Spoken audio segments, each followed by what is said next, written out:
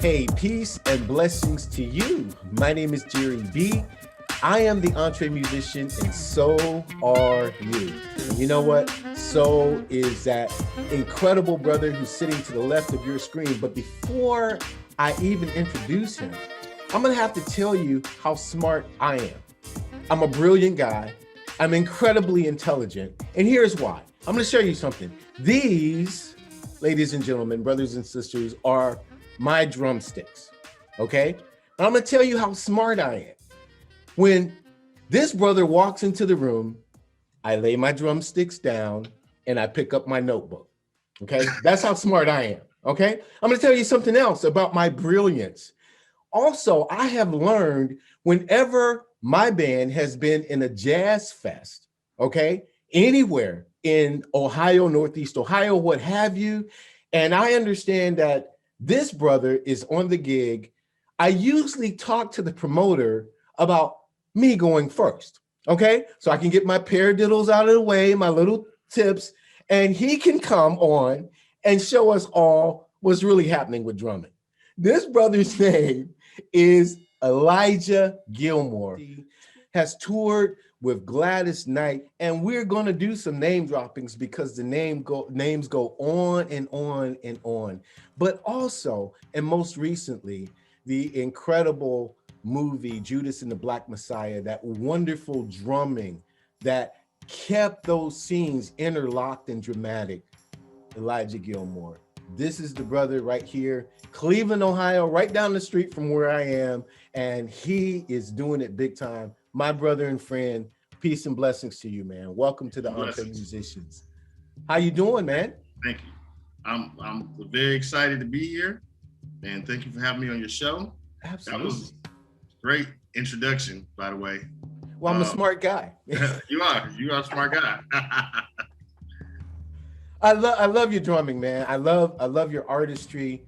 I love the work that you're doing. I love the fact that you are not only doing it for yourself, achieving and accomplishing, but you are also mentoring others. So we want to talk about your foundation. We want to talk about your journey.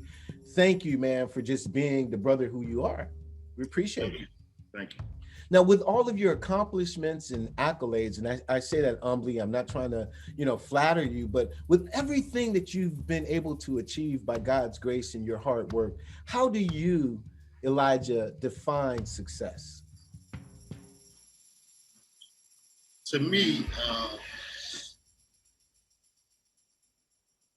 I define success on our ability to impact other people's lives. So, I believe, like Martin Luther King said, we all can be great because we all can serve. We all can give back and help somebody in some type of way. And that's how I define greatness. If you made a lot of money, but what are you doing with that money? How are you helping better our community, or you just spending it all on yourselves? Very cool. Very cool. Now, how did your journey begin, man? How'd your musical journey begin? I started off like most African-American youth in church, hearing the musicians play. Right. I would try to mimic the drummer and rip off the handle, act like I'm playing drums. Because the drums always stood out to me. Mm-hmm. I know you play mallets, but you play any other instruments as well? Yes, I play vibraphone, I play congas. Mm-hmm. I just like percussion. I like music in general, and I like a lot of different instruments, but percussion has always stood out to me. The beat sings to me in the song the most. Understood. Yeah. Understood. So what was your first professional gig? Was it, with your own band and you starting out, or was it with you touring or working with someone else? What was that experience? Well, I started touring with Joe McBride. Mm-hmm. I toured with Joe McBride for a good decade. Yeah. I also did some independent touring with Too Skinny, which was an independent rock group. Yeah. I've got a chance to tour with Half Mile Home, who was a stellar gospel group. Mm-hmm. And Gladys Knight is one of the more recent tours that I'm doing. But I've worked with a lot of different people. Yeah. From Outkast to Gerald Levert. Yeah. But I've been touring now with Gladys Knight for since COVID, maybe going on about 4 years. But if we take out COVID, then about 2.5 years. Understood. So we just had a date this weekend. We just had a date in Michigan at a casino, a private show for a bunch of high rollers. As COVID, they have limited spacing. Yeah. So what's it like working with an icon like Her Majesty Gladys Knight? It's a beautiful thing, she's a sweetheart. That's what I love about her. She's not a diva, she's a sweetheart. She's down to earth. And you don't always see that with people who are at that level of success. Sometimes they can have the diva demeanor and kind of maybe even be challenging to work with, but she's very easy to work with. Yeah. Just feel like she's grandma. Because Gladys 75. Oh yeah, absolutely. Yeah. I was gonna say some young sisters have the diva attitude, and they have only been on the block for like 4 years. Yeah. You know what I mean? Yeah. She's been through decades. Yeah, I've heard of some artists saying that you can't look them in the eye, and you got to call them Miss this and that. I done heard some stories. Yeah. It's like, wow. And she's not like that at all. She's not. This is crazy when you meet some of the most phenomenal musicians that you would think would be like that. Such as I met Victor Wooten one time, and we all know he's like, cool. Yeah, he's one of the coolest, and he's a beast, but he's just so down to earth. Yeah. I think a lot of that too is the way they were raised, because the Wooten brothers were a tight knit group, family life, and just. So, they are very, very down to earth. All the Wooten brothers are right on. Oh, yeah. Absolutely. But let me ask you this, Brother Elijah, what is the most important lesson then with all of these artists that you've worked with that you feel that you've learned as a result of being around them? What is the most important lesson you've learned? One of the most important lessons I've learned has been to be yourself. And a lot of times when we jump into this music business, we want to sound like somebody else or like other people. And we can be inspired by other people. We can grab from other people and make it your own and put your spin on it. But, I think the reason we do this is because we want everybody to accept or like us. And that's another thing that I learned, that you cannot get everybody to like you. That's right. It's impossible. That's right. Beyonce is like the modern day Michael Jackson, and there's still people who don't like Beyonce. And she's like doing her thing out here. Yeah, absolutely. So just if we can come into acceptance that everybody won't accept or appreciate us, I think that's the first step in your freedom. Sure. Because you can stress yourself out. I hope everybody likes me. And that means you have to try to appeal to different audiences, and you just may not be able to pull that off. Yeah, so I think it's good that you first make yourself happy. Yeah. I think that's important, that you make yourself happy first, and then you try to find an audience that appreciates what you do. Absolutely. That was, we've just done an episode on that about 2 weeks ago on the Entre Musician Minute. It's just absolutely be yourself, because one of the things was I was reading a ton of articles recently on how to get that Billie Eilish sound, or how to get your guitar to sound like, and it's just like, just do you. You know what I mean? Just stop it. Who are you? And Robert Glasper talked about the time where, Miles Davis was saying, hey, why is everybody trying to cop my chops? I mean, what do you have?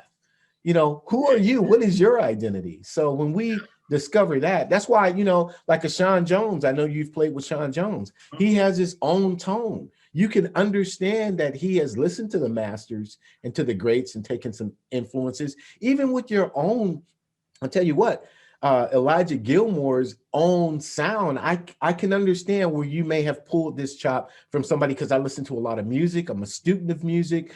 But when you do something like, and I'm going to turn a corner here, but you know, the Christmas, the little drummer boy, when you do something like that and you go, wait a minute. So why don't you tell us about that approach? You know what? The drummer boy thing was, it's like every time I've heard drummer boy, I just was like, what does this have to do with drums? Like what, like I hear some little percussion in there, but it's the backdrop.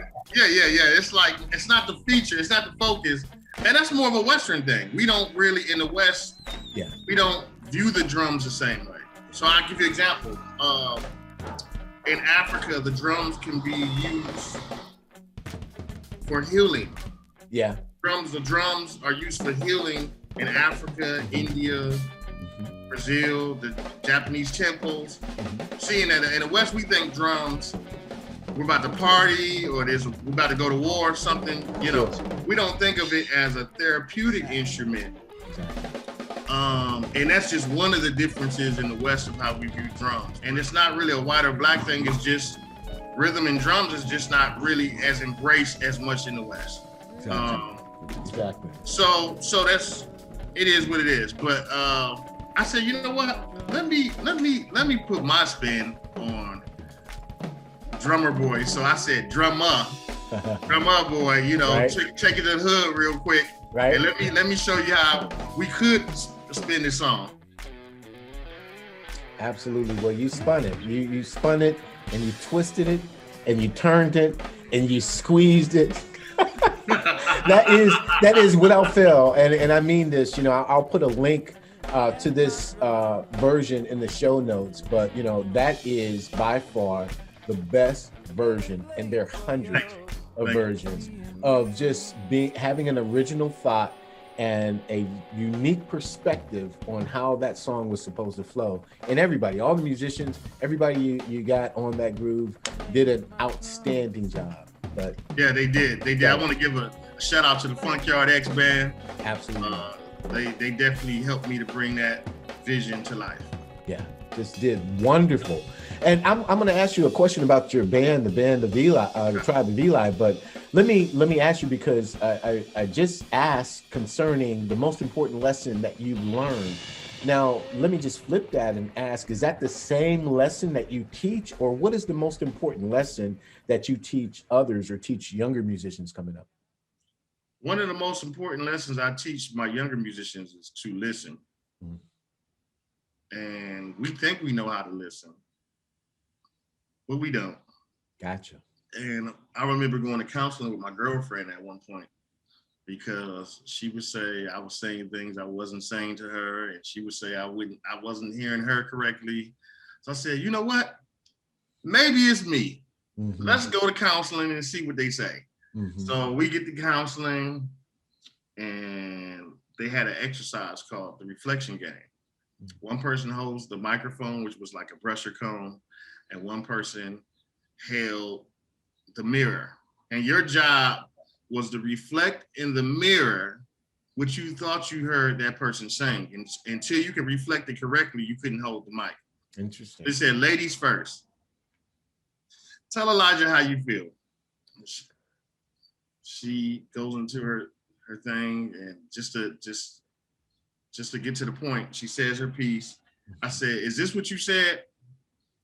And then she says, that's not what I said. And I just had this big cheesy smile on my face. I looked at the counselors. I said, did y'all hear what she said?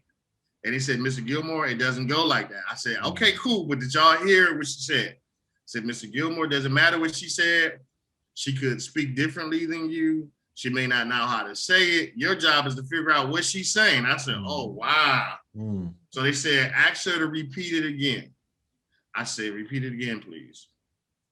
Blah, blah, blah. I said, is it A plus B? She says, you're almost there. And at this point, I'm like slapping my head. And they said, you cannot speak until you figure out what she's saying. I said, ask her to repeat it again. She repeats it. I said, is it an A plus B plus C? She said, yeah, that's it. And I'm like, I don't know if that's what you're trying to say. I think that's what we're saying because we were from counselors. They said, Mr. Gilmore, you cannot tell her what you think she was trying to say. You have to accept what she said to you for game face value. And if you don't trust her, you need to get out the relationship. Wow. So that really taught me a deeper way of listening. Mm-hmm. Because how many times have you said to somebody, that ain't what you said? Right. You just said it to me. I just heard you say out your mouth this. That's right. You know, and so, you know, that has saved a lot of relationships for me just learning that. And we didn't even stay in the sessions too long because we just didn't finish. Yeah. But that little bit of information right there was like a game changer. Yeah. You know, so I said, okay, you know what? What if we were learning emotional intelligence and how to communicate, conflict resolution, how to coping skills, cultural diversity? What if we were learning that from elementary to college, like we learn math and science? Correct. From elementary to college. Correct. This world would be a better place because our issues are not math and science. Our issues are us coping and relating with each other, you know, understanding each other.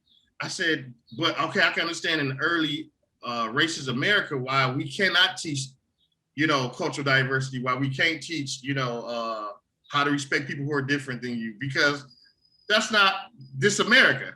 Mm-hmm. You know, now we're becoming that America, but I can understand why that couldn't be taught early on. So this has nothing to do with religion. Mm-hmm. This is just loving your neighbor as yourself. That's right. So I said, you know, until that law can be passed where that's more of a priority, I'll just start a program that teaches these skills that could better our world. And then I apply drum therapy in it as well.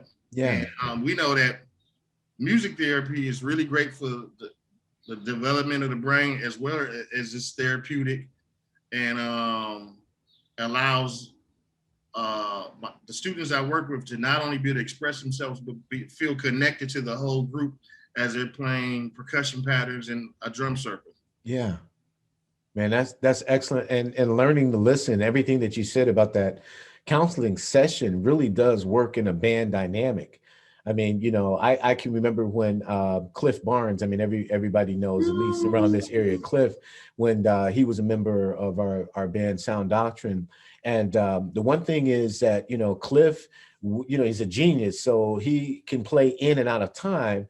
And one of our conversations, couple of our conversations, in fact, was like, yo, you know, we have to know when to break, even if the meter is 4/4 or 6/4 or wherever we are, we have to know when one of us is just going out of time, and you're going to have to improv with that. You know what I'm saying? Mm-hmm. So it is emotional intelligence of being so tuned in, not on what you're doing on your instrument, but listening and seeing, because if that brother or sister has the solo and they're up on Front Street, then we need to be in, you know, in the back seat at that point. And we need to be learning how to, you know, be a passenger, how to listen and how to engage with them, because that's what's going to make the song tighter. If you're just going to stay locked at 4 and they're making a left turn, it's all going to fall apart. We're going to crash.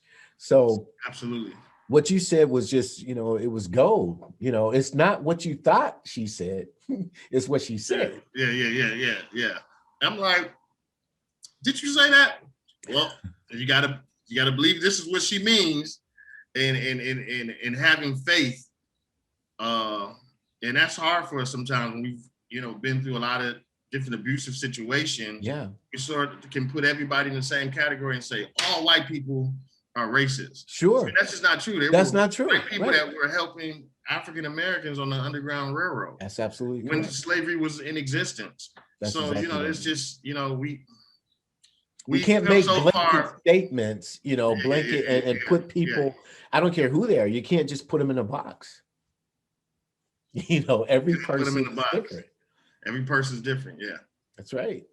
That's and I like what you said about how it applies to music.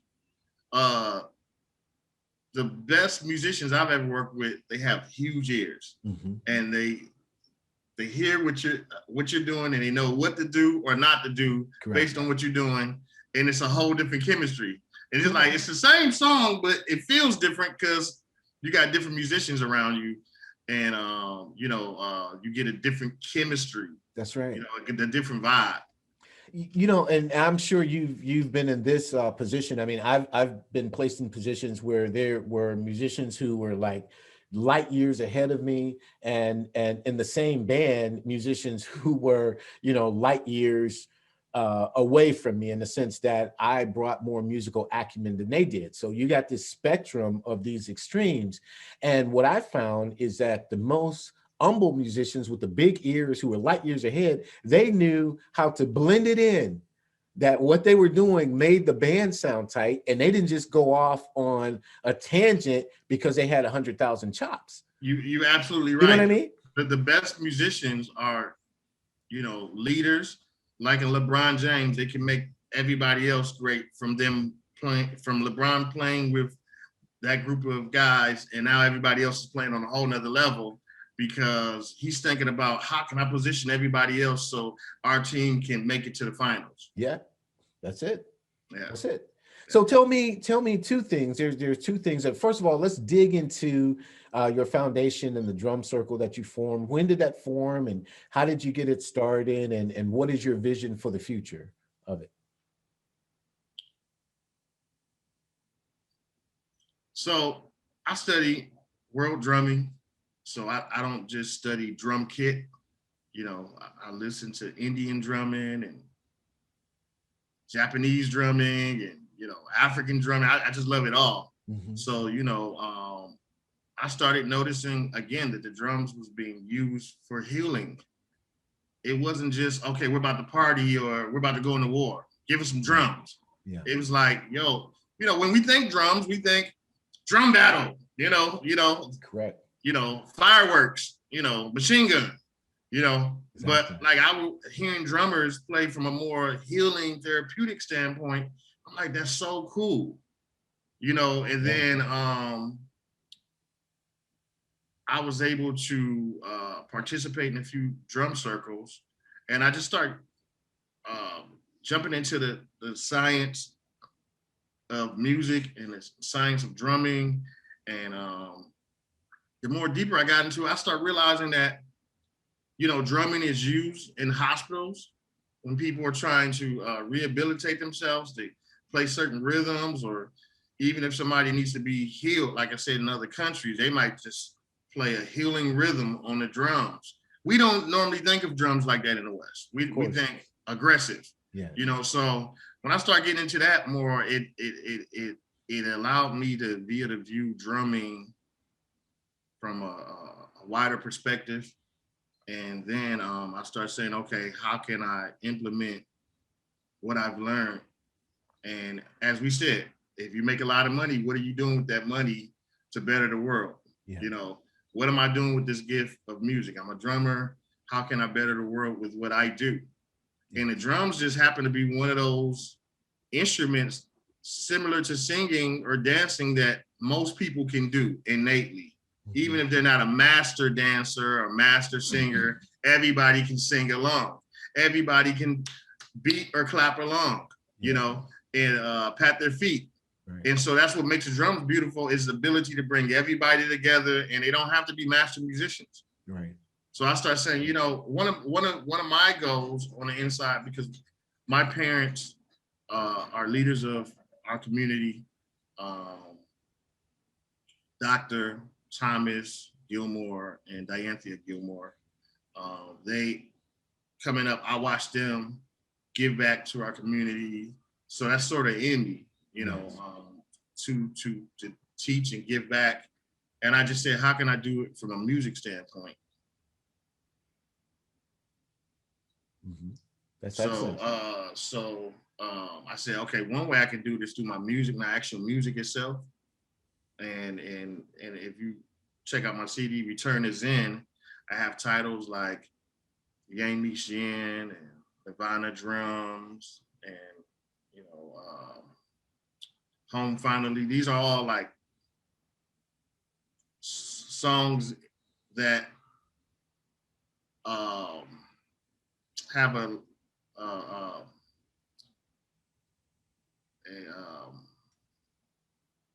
a peaceful feel to it, so to speak. Outside of the music, just the titles themselves. Sure. And you're like, okay, cool. And I want to do a little more of that on the next album, even more so. I touched on it a little bit, but the whole album, I just wanted to put the message of peace through my music. So there's a music piece of it, but then there's actually performing for others. And then putting the message of love. When I speak to the audience, I say, hey, we all are from the same human family. Let's love on each other. That's right. And then there's an actual involving the community, through the drum circles, where the community can actually participate. So those are usually the three mediums where I'm using music to try to put positive energy into the world. Absolutely. That's beautiful. And, it's conversations like this that cause me to want to go down rabbit trails, because you said so much depth into that I kind of want to unpack that a little bit. And then we'll talk about the Tribe of Eli. But here's the thing. And, I guess because I'm an old man, I won't talk about you, but, when you've been around for decades. You look younger than me. Well, close.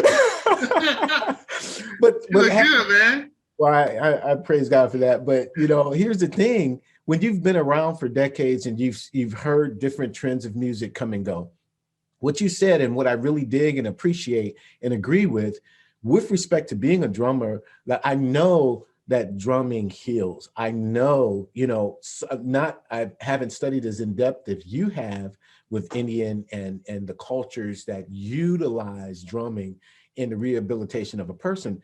But we did an extensive series on the Entre Musician about music being a spirit. And I can remember back in the early 90s in, teaching younger musicians and talking to them about the way the drums were being used to really open up that spiritual gate in you and pour in death. And that was, the introduction of the hip hop that became murder and, violent.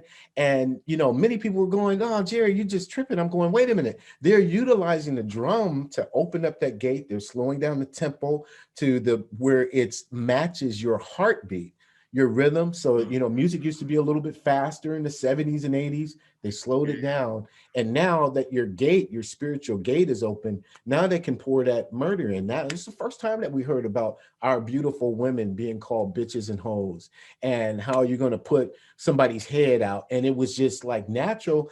And they did say, because I want to get your reaction or response to this. And they said, nah, it's just music. It's just a song. But we saw where that song took on the form of a young man actually acting out the lyrics of that song because his gate was already open.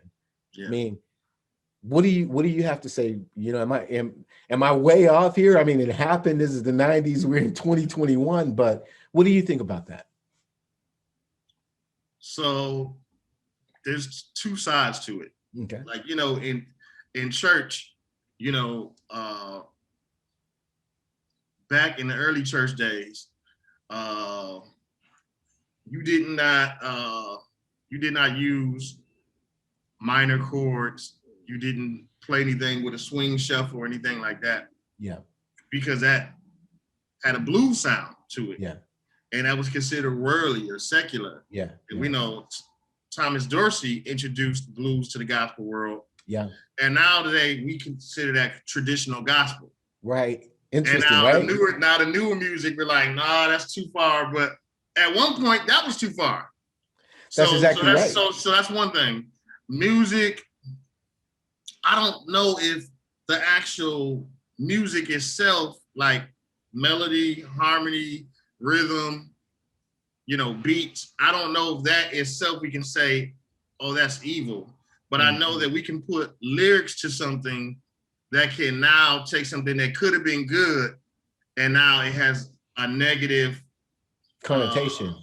Now it's not doing good. It's because you've took something that I naturally would say, "Ooh, that beat feel good," and now you put a negative message in it that's gonna bring me down. Now, it's really interesting that you say that, because during this series that we did, we were talking to people like Philip K. Jones, right? We're Okay. talking to Alton Merrill and others about, the chords and the dissonance. We talked to Gary Hines from the Sounds of Blackness, and just how those chords were being used, those minors and whatnot. And you're absolutely right when you say that. And the point was, okay, so is there a dimension then that you can open up something in a person's spirit? Absolutely. From Philip K. Jones, it's like, well, absolutely. There's certain chords that you're going to use when the man of God or woman of God is ministering. That's just going to boom. That word is just going to get. I think the key thing that with people, sometimes you got to put it in context. Mm-hmm. I agree with that. I do agree with that. So let me see something. I'm see if I can turn my keyboard on real quick. Sure. But I think it's a real interesting conversation, because of the fact that, and again, we went down this rabbit hole. I'm going to blame you for it, because you had used that notion of those drums really bringing healing to the person's spirit. And that was the way, in the East, it's still, that instrument is still being used. And so, conversely, then, can that instrument be used for other purposes that are evil? That's the context, you know what I mean? We could take it and rip it to shreds, which are not gonna, is not our point. But just based on the healing virtue and the wonderful album that you put together, having your drumming and your music, the purpose and the intent is peace. Yeah. So sometimes a picture is better than 1,000 words. That's right. So if I do this, can you hear that? I can hear it. Yeah. It sounds like it's off. Right. But if I put the other notes with it,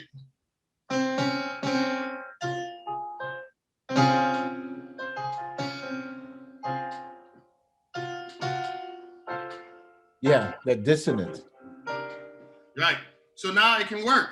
Mm-hmm. Now, so the context is everything. You can't just necessarily say is wrong or is evil, because there is no wrong. As Miles Davis said, there is no wrong. No, it's just in context of where it's placed, where you can say that works or doesn't work for the the particular piece we're working on. Mm-hmm. So I think that you put it in the right place, then people might say, oh, now it works. Now it's like, oh, sweet. Right. But it's just all context. It's all context. So I don't think that, again, there's any evil beats or evil chords or evil melody. I think lyrics or the artist contaminates the music and makes that music a positive force of energy or a negative force of energy. That's excellent. Thank you for your perspective on that. I think that's a deep conversation. And again, for those of you, you can go back into the archives and you can see our conversations with Philip K. Jones. Wonderful gentleman. That's my guy. Alton Merrill and Gary Hines, Marlon Saunders. I mean, we talked to a lot of people about what that, and we got a lot of great conversation on that. So thanks for adding to that.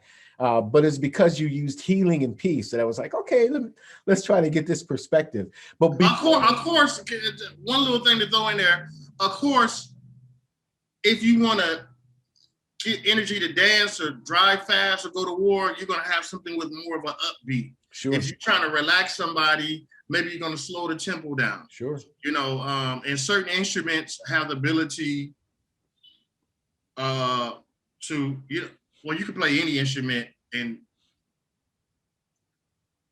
but certain instruments, let's say certain instruments we look to do certain things, even though most instruments can do everything. Most instruments can be played from a healing standpoint or can make you feel happy. It's just figuring out how you're going to do it. Like if I get on the piano and start playing a Latin feel, you might start wanting to dance even though there's no drums, because it's the rhythm that you put on it that's like, oh, snap, That's correct.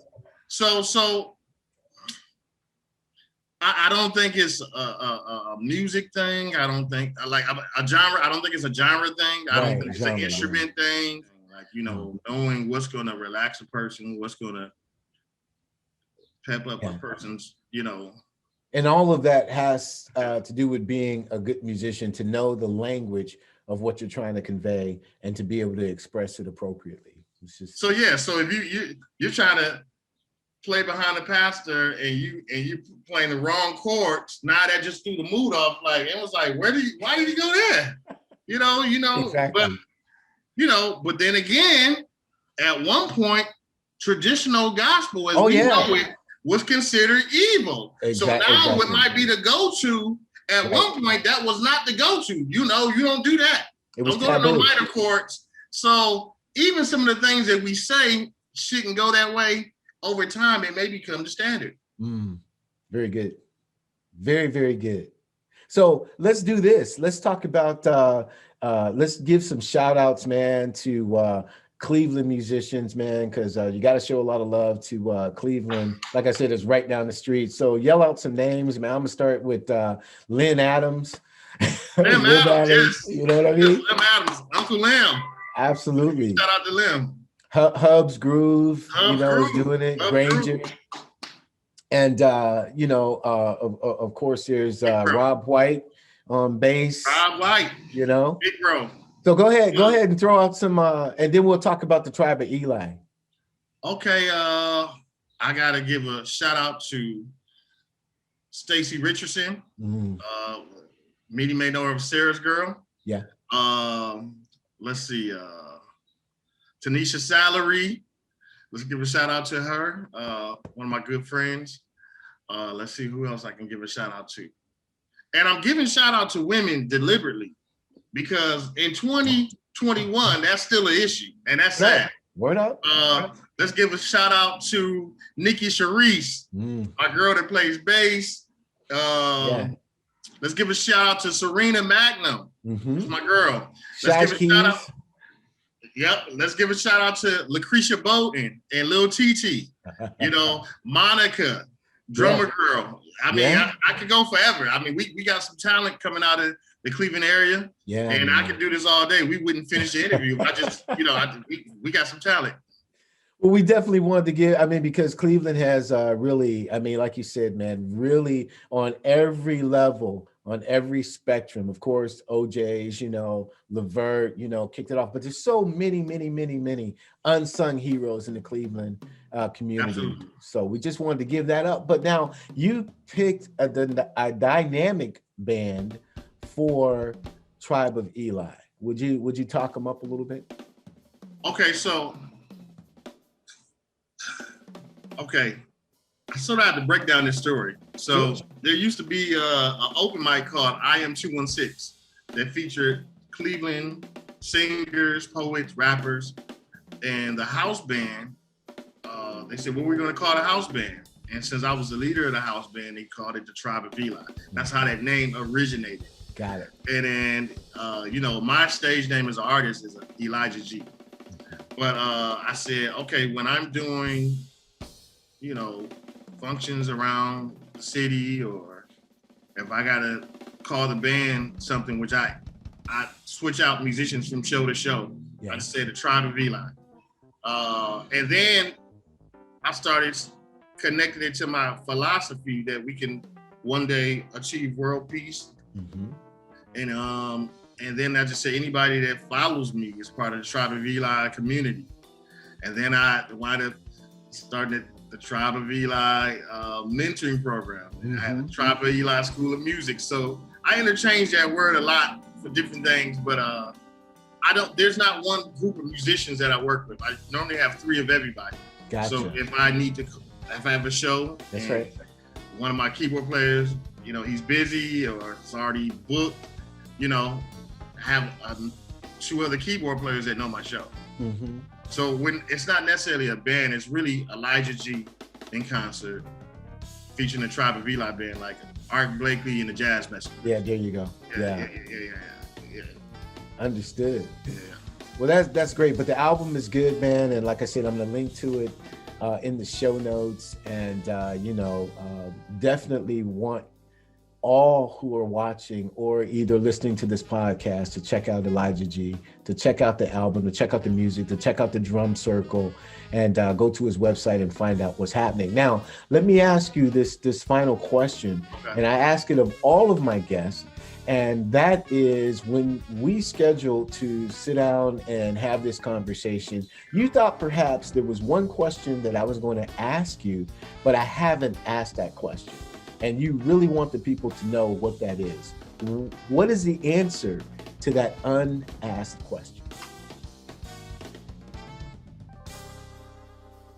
I really didn't. I really was just open to flow and see where you go with things and just flow with you. But if there was one thing I want to share with people watching today, we have to let go of fear to move into love, Dude, hey, listen, are you listening to our series? Because we just started the series on abolishing fear. I mean, really? Absolutely. I love it. We're 2 episodes in. The first one is Don't Be Afraid to Say Yes or No. The second one is exposing fear for what it is. And so I'm going to let you. I got to go back and check out the last. Yeah, absolutely. And there's some ways that not only just as Entre musicians, but as people, and I'm gonna let you answer the question because I asked it for you, but there's so many ways that we as people allow fear to dominate who we are. And we're in a prison. We can't be ourselves. It's a paralysis. So anyway, I'm very passionate about that because we are in the middle of that series right now on the Entre Musician. So it's interesting that you brought that up. Please continue. Yeah, we're either operating in fear or we're operating in love. They can't coexist. They can't coexist, And the minute you can not operate in fear or get off that fear plantation, that's right. There's a freeness that comes with, not allowing that to consume your space in your mind. Dude. And I think there's some tools that we can use.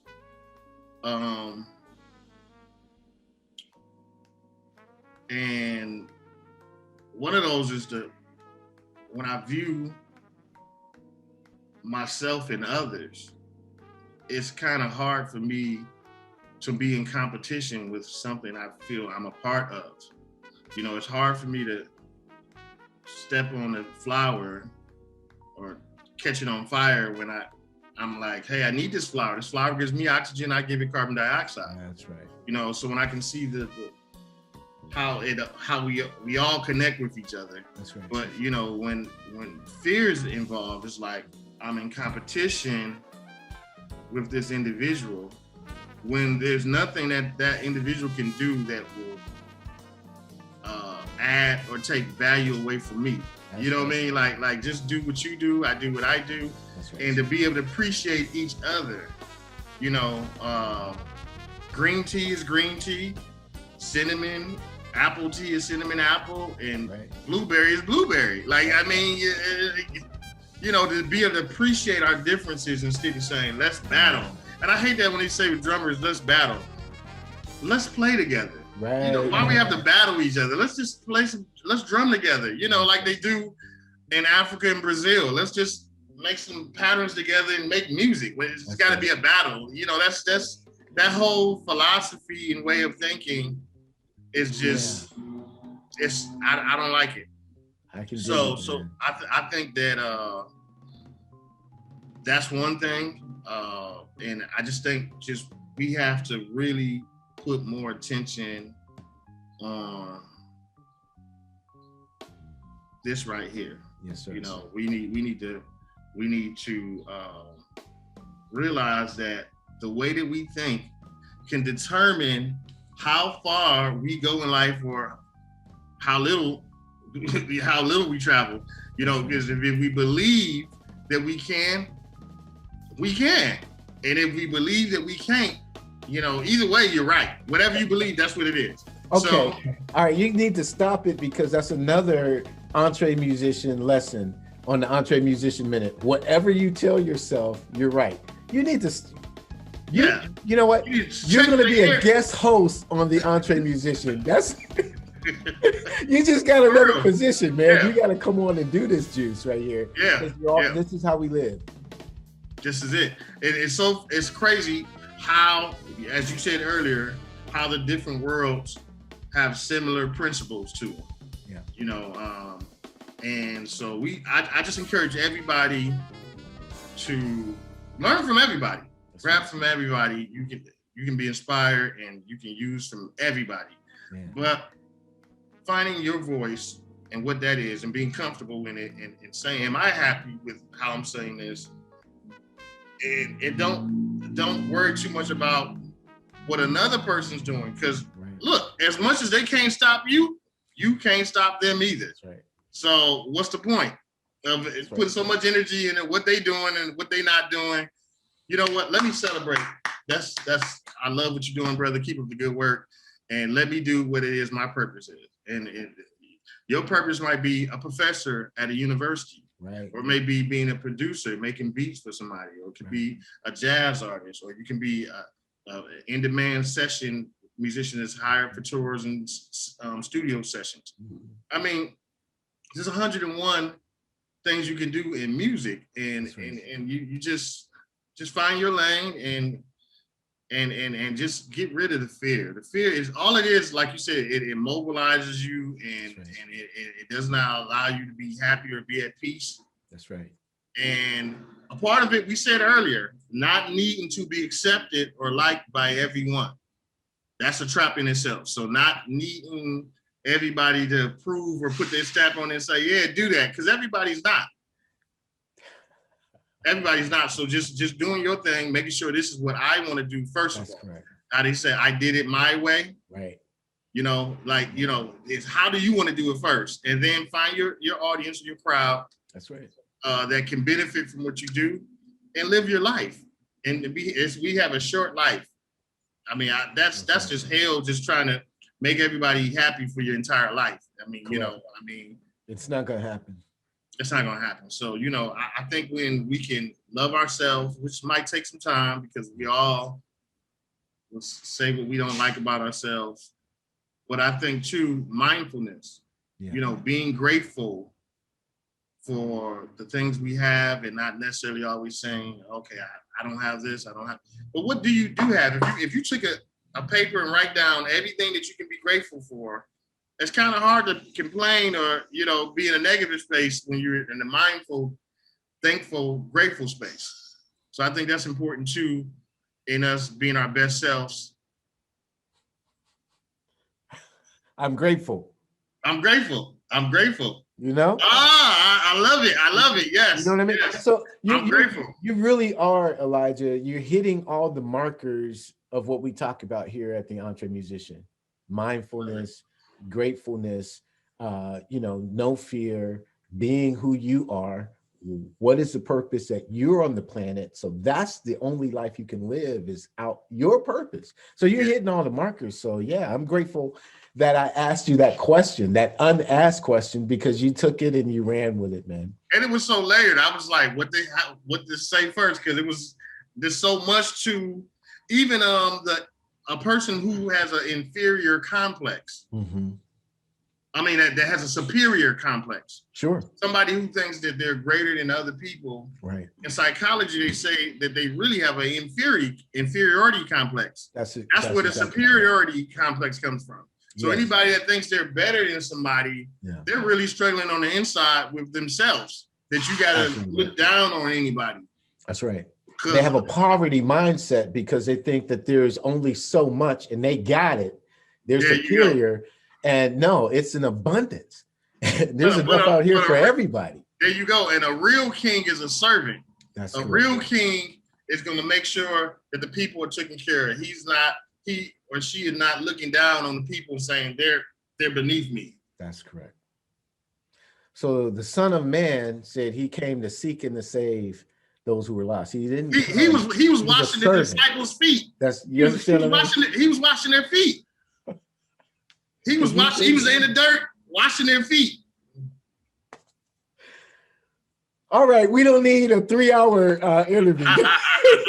This means, brother, you have to come back on the show. And as you know, for those of you who are subscribers to the Entre Musician, although our conversation ends here, Elijah is going to stick around and hang out with us at the Backstage Pass. I'm going to ask him some even deeper questions. So if you're a subscriber, you can hear what's on the other side of the Backstage Pass. Register at the entremusician.com and get backstage and get access to all of the content and resources and opportunities to have greater access to what we're doing for the Entre Musician, with the Entre Musician, to the Entre Musician. We're just loading it up, and that community is building, and we thank you for being a part of it. Before I say goodbye, I want to say thanks to Greg Roton from Armstrong Cable for bringing us on the Neighborhood Channel 100. And thanks to Tay Brown and his team at VizD for putting the Entre Musician on all Roku channels and TVs everywhere. So if you have a Roku TV, you can watch the Entre Musician thanks to Tay Brown and his team. This is the incomparable Elijah Gilmore, drummer extraordinaire, but a grateful, beautiful spirit as well. My name is Jere B. We are Entre Musicians, but you know something? So are you. We will see you next time. God bless. God bless.